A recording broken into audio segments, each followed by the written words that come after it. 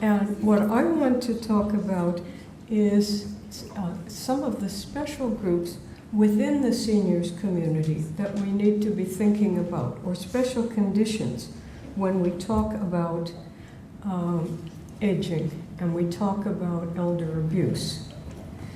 Some of you may be aware that very recently HelpAge International introduced their Disaster Risk and Age Index, which ranks 190 countries on the disaster risk for older people. And as you can see on this slide, they include a number of natural disasters.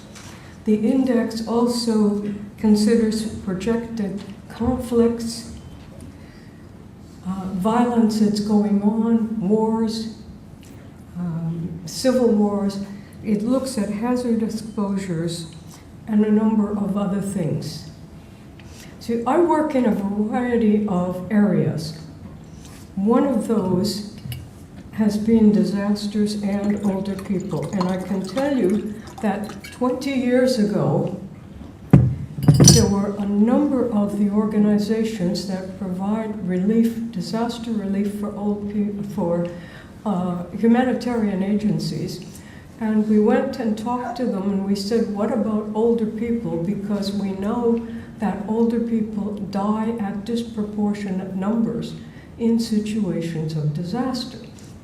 And basically, we were told, well, it's the moms, the nursing moms and the babies that are the big concern, and there wasn't much worry about old people. So we've made considerable strides in the last 20 years in getting seniors recognized as a vulnerable group in a disaster situation. What has not come into the literature, in the disaster literature, is much that really looks at issues of abuse.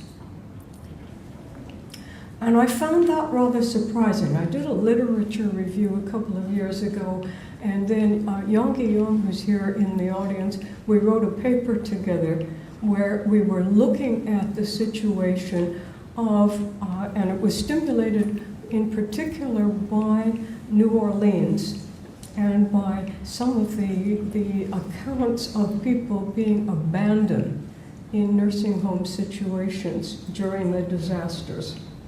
Right? And when we talk about abuse, we talk about physical abuse, psychological abuse, sexual abuse, financial abuse. We talk about neglect, but there's another category in there, and that's one called abandonment, which you don't see all the time in the literature. But where you do see it is in disaster situations. So it became very clear in New Orleans. If you think back of some of the news releases of the Japanese tsunami, you heard about older people being abandoned, right?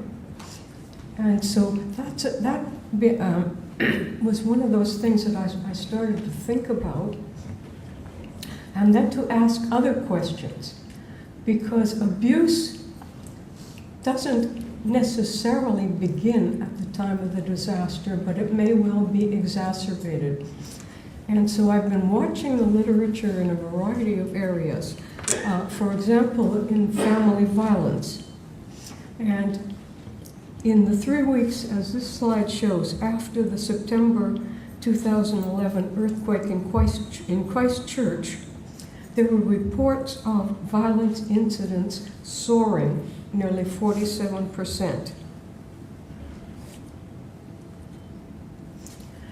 There is also evidence in the literature of child abuse increasing after disasters.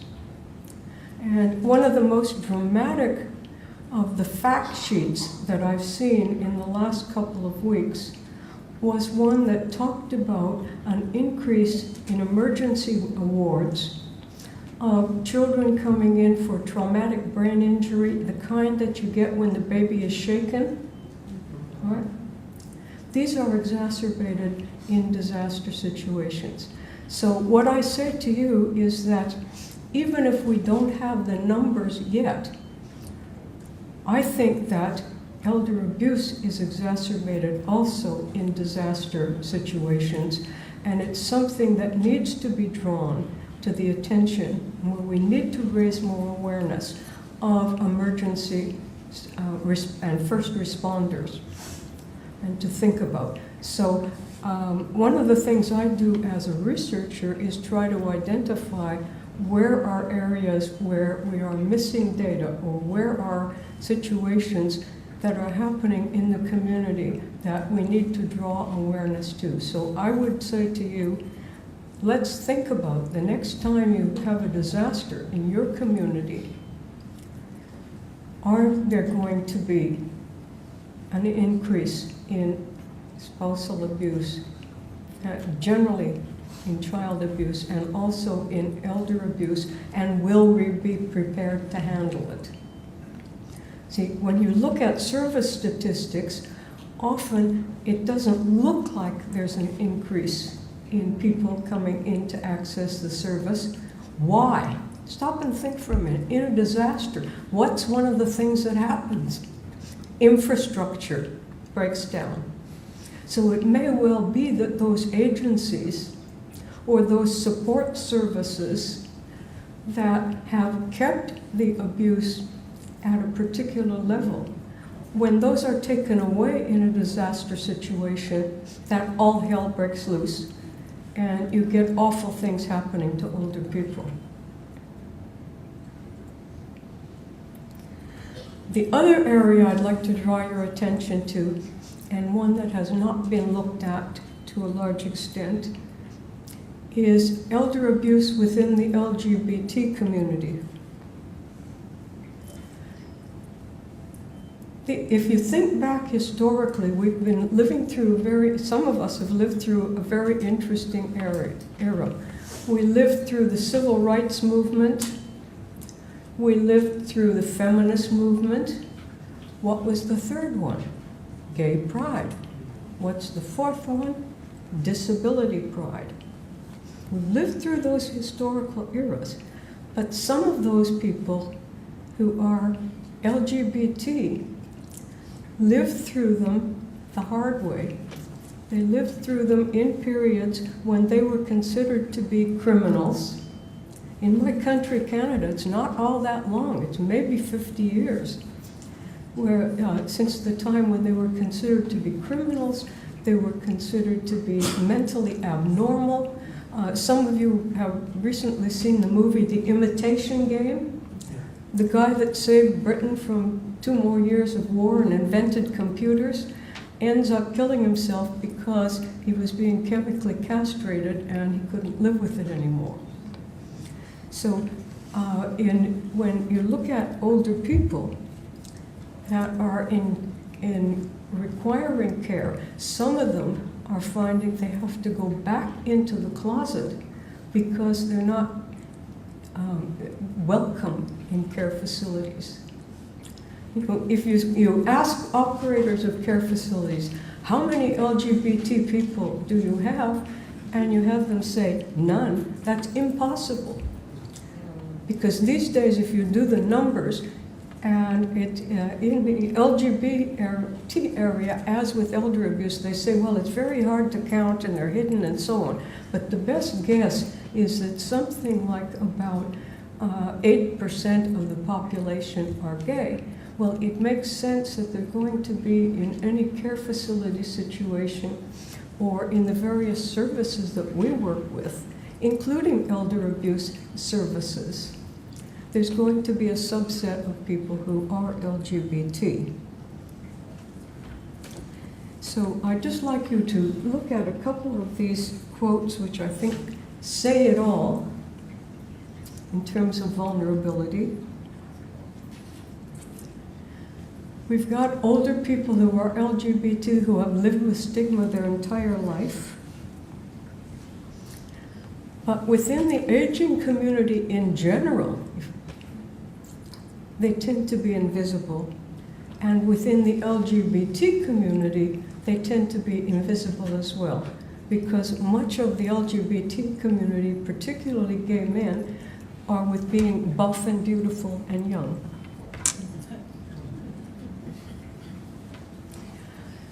This is one of the very few studies I've been able to find so far that give us an idea of the prevalence of the problem. And it's interesting because in the same way as for years and years and years we talked about, well, we can't give numbers on elder abuse in general because the studies are so poor or there's differences in definition. Well, you find that carries over into this particular community as well. I couldn't find any studies relating to institutional abuse of LGBT older adults. One of the main reasons I got into this area of research was I did a conference a couple of years ago called Taboo Topics in Residential Care. And I had a subset in there that were to be on sexuality. And I was thinking, well, gee, in the olden days, the issue of sexuality in care facilities were couples being split. And that was the big issue. But as I began to talk to some of the operators of care facilities, that's when they made me aware of the fact that it is very much an issue with the gay community. Okay, some specific things to think about where you have abusers, and whereas in the heterosexual community, most of the abusers are people living at home, as Gary has said, are family members. That's not the case with the LGBT community because many are estranged from their family. So they rely heavily on friends. But some of those friends may well turn on them and threaten to out them if they don't comply with what the particular friend wants. They will say, well, you can go to the authorities, but the authorities aren't going to listen to you. Who's going to listen to an old gay guy or to a trans person or to an old lesbian? The risks of financial abuse may well be greater than in the heterosexual community because gay marriages are something quite new. And so the vast majority of people are not protected by marriage or common law property rights. You have in the gay community many older people who really fear spending the rest of their life alone. And so it's an opportunity for the perpetrator to threaten and to take advantage of the person. And then there's this idea that this is the best you're going to get. And it harks back to some of what Gary was saying, that in the cases where we have not taken a zero tolerance stand to elder abuse in general, it's because it's become somehow normalized that there will be abuse in institutional settings. And with this afternoon, we're going to hear the panel talking about resident-on-resident aggression, which is one of the areas of abuse that has come to attention in the last few years, where in fact in the past when we talked about institutional abuse, we were thinking about staff abusing older people. More and more demented people in institutions, we're hearing about instances of aggression, resident on resident. And so these are new and emerging issues, areas that we need to be raising awareness about and where we need to be thinking about how do we stop it. Like Gary says, it's, you can talk about it, you can slice and dice the categories, you can slice and dice the definitions in a variety of ways, but the bottom line is that for many of us, as we move forward into our senior years, would we want to be in those kinds of situations and to be at risk of abuse? So, thank you.